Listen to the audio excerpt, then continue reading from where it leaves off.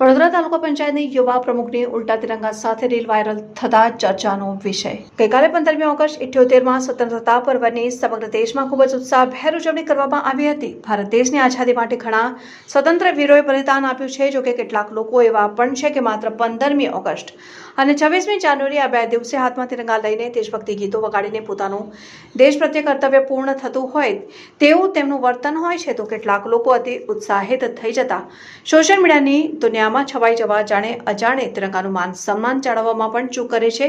Social media પર reel મૂકે પ્રચલિત બનેલા રીલ સ્ટાર વડોદરા તાલુકા પંચાયતના યુવા પ્રમુખની ઉલટા તિરંગા સાથેની રીલ વાયરલ થતા હવે ચર્ચાનો વિષય બન્યો છે. વડોદરા તાલુકા પંચાયતમાં પ્રમુખ તરીકે પોર ખાતે રહેતા યુવા કાર્યકર અંકિતા પરમારની પસંદગી કરવામાં આવી હતી.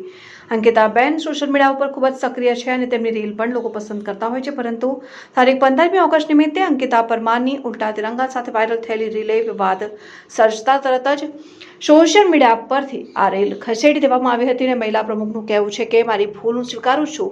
આ એક ટેકનિકલ એરર હતી. બેક સાઇડથી ફોટો શૂટ કરવાનું હોવાથી આ એરર થઈ હતી.